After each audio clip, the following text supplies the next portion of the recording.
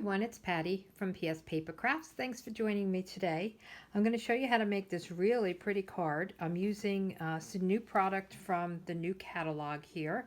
This is launching June 3rd, 2020, so I can't show you the inside yet, but there's some great products, and I'm using the Flowers for Every Season suite.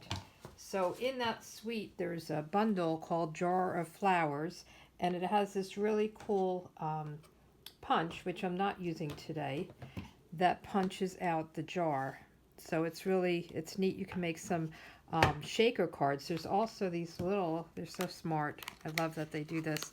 These little like shaker, what are they? Shaker domes, mason jar shaker domes. So you get a bunch of them, and you can actually put it on your card and then have some beads or sequins or something like that inside and make it this cool shaker card. So I'm not getting that fancy today. We're just doing a pretty plain sunflower card here. But I wanted to tell you that also in the suite where I got the sentiment is the Celebrate Sunflowers. So this is another great stamp set, and I'm using the Thanks a Bunch.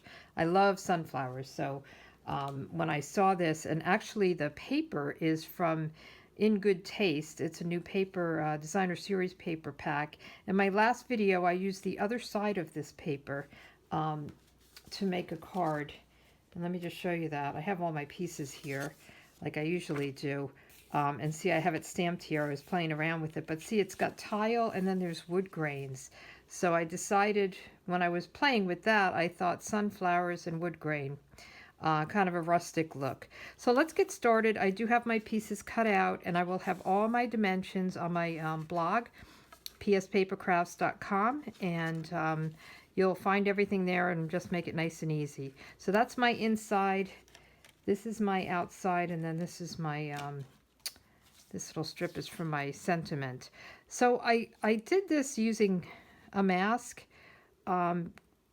So I just stamped this on a scrap and cut the bottom because I want the jar, I want the jar to be under the flowers, as if the flowers were kind of hanging over it. And when you stamp the jar, you get the whole thing. So I wanted to cover it, and you'll see what I mean. So when you do masking, you want to stamp the image that you want showing fully first, and then you would mask it.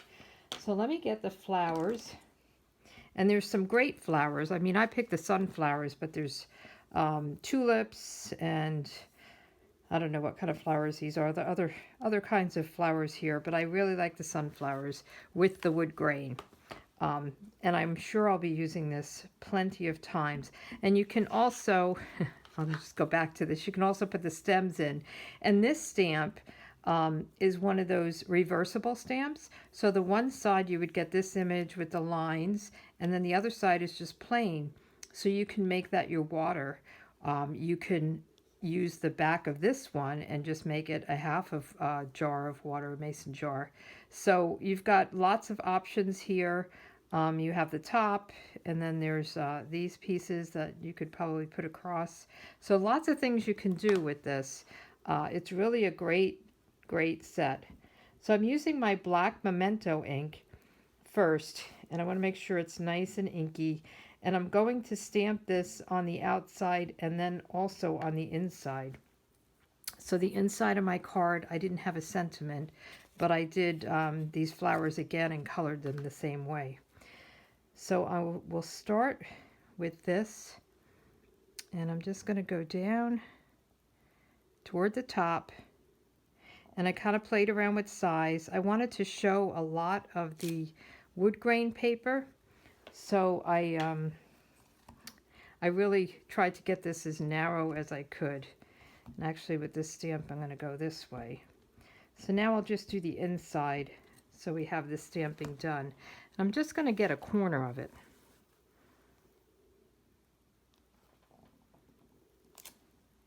And then on the top, I'm going to do even a little bit less. I just want that to be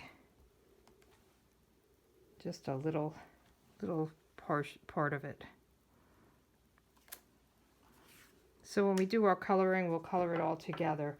But I wanted to next do the jar. So I have the jar mounted and I'm using smoky slate ink on this. And if I did the jar just directly down, I'd be kind of overlapping the flowers. So what I'll do is, and you can cut the whole thing out, but I just cut the bottom out because that's all I'm not going to go too far into this. And it's a little crooked, but that's okay. You want to line up the bottom part of this. And then I will just kind of stamp it here.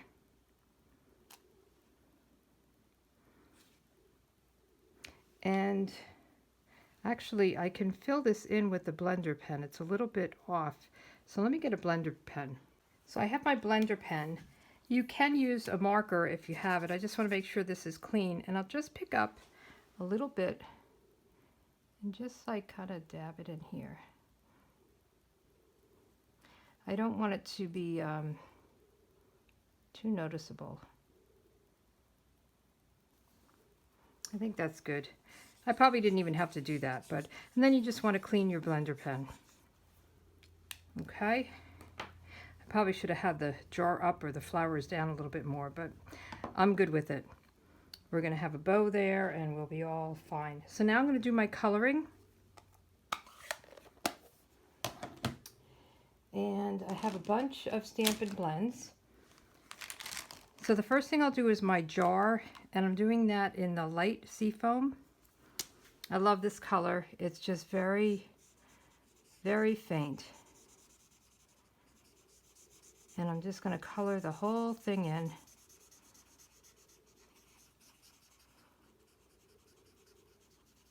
And again, you could stamp the reverse of that stamp with some kind of a blue for water.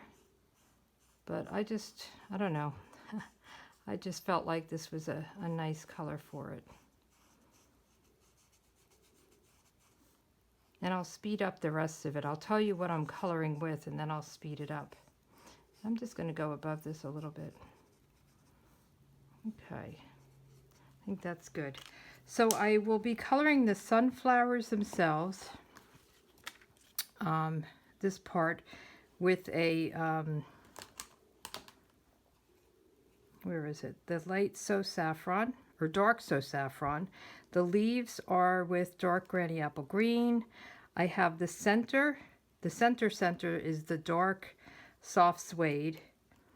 And then around the outside is a light soft suede. I have dark Calypso Coral for these little things. And light Calypso Coral for this one. And then light Pumpkin Pie for this one.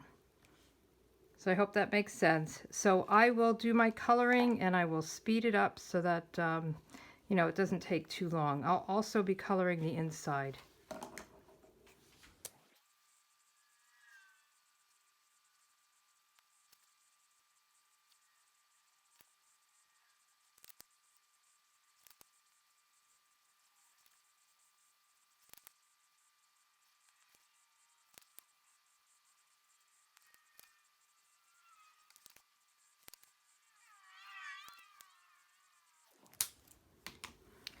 Okay, so I'm done with all my coloring.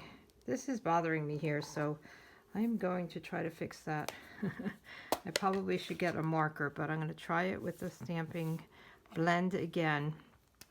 I just feel like it's not finished to the top. So I'm just going to try to softly...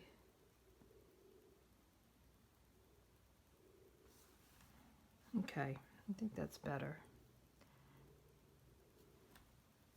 All right. So the stamping blends are great because if you have any ink pad, you can pick up ink off your ink pad, and it just makes it easy to just match the color. So we have all of that done. Let me put these away. I did put some Wink of Stella on the center. I don't know if you could see it, but it does give it a little glimmer to it. It's nice. I like Wink of Stella. You could do the whole flower if you want. I just really did the inside, and I usually do 2 coats. So I'll go around. It dries very quickly. I'll do all the insides and then I'll come back and do them again. I didn't do the inside of the card with it on my other card, but might as well while I'm here, right? Give it a little bit. I'll probably add it later. Give it a little bit of shine and glimmer. And now I'll just come over it again. Again, it dries very quickly. And it's nice in person. I don't think it ever does it justice when you're watching a video. But it's definitely something to have on hand. It's clear Wink of Stella, and you can just add a little glimmer by painting it on. So that is done. I don't know if you could see it, but now let's put our card together, and actually we'll get our sentiment. Now this is just a scrap that I had left over when I cut my inside pieces. I always have a 1/2 inch left over. So I figure I would use this. It's very tight, but it fit. So let's get this inked up. I'm using Early Espresso ink, and it's really going to just fit.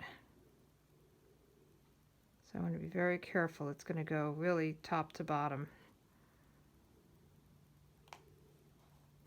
Okay, it could be down a little bit, but good enough for me. And let's put our pieces together. I'm going to just put this, for some reason my Early Espresso ink takes a second to dry, so I want to make sure it's dried good. So I'm using my Tombow glue, and I don't know where I saw this, but usually the Tombow glue has a wrapper around it, and somebody said take it off and it doesn't get all gooky, and it really feels good. I think it would clean off well, so I figured I would give it a try, and I'm very happy with how it came out. So you'll see if you get a new one, you have to peel off the label to get the top off, but just keep peeling it off. Give it a try. And this is very tight here. Again, I wanted to show as much of the wood grain as I could. So it's a very, very tight border here. And then I put this down flat. And I popped up the sentiment across it.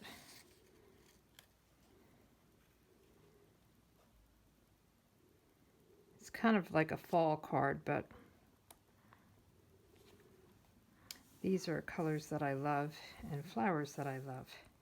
So now let's get the inside in. And on thanks, I don't usually put it inside sentiment.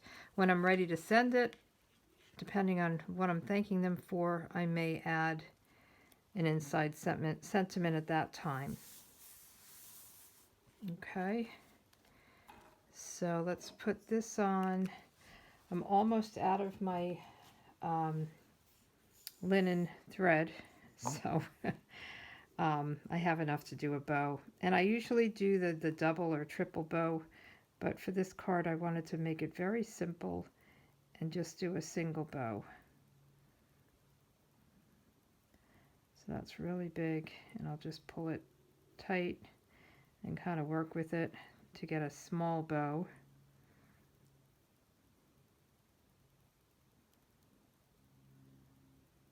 And then I'll just snip the bottoms.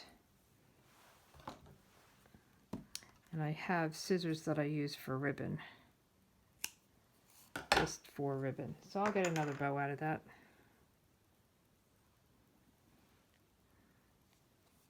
I think I'll snip it a little bit more. I always end up fussing with the bows a little too much. I'm trying to make it so it's not so curly. I have to get my ribbon off of that spool and store it a different way, because I feel like it's always so curly.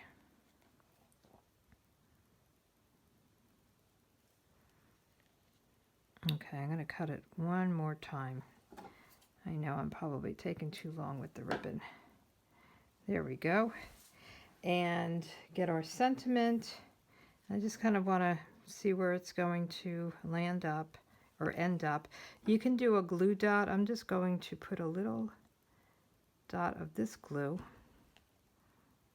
and I'll put that right there. I usually use a glue dot, but I thought I would just try it with this liquid glue. And then I'll use dimensionals for this. And I have a box of dimensionals. I've been cutting up a lot of dimensionals using the ends. So I think what I'll do is I'm going to just, whoops, wrong scissors. Don't want to get them gummy. I'm going to go from here right to here. And I'll just make it just one long strip. And it'll make it nice and solid. There we go. Take this off. And just put kind of across here. I just want to move it over a little bit, make sure it's centered.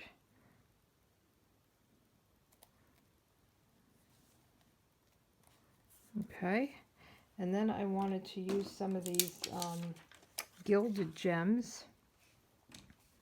So I used the smaller ones. I think I use, yeah, the smaller ones. I tend to use the small ones more often.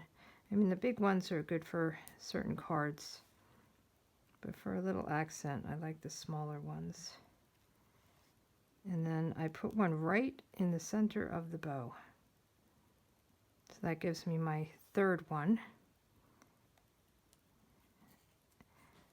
And there you have it. It's pretty, right? I love them. This is definitely my style, kind of a rustic look. So thanks for joining, and let me know if you need a catalog. Just email me, Patty at PS Paper Crafts. If you've already ordered from me in the last year, you'll get one in the mail. I'm sending them out tomorrow. Today's Memorial Day, so the post office is closed, but I've got them all ready to ship out. But if you haven't ordered from me and you don't have a demonstrator, just email me and I'll get a catalog out to you. Thanks for joining. Bye.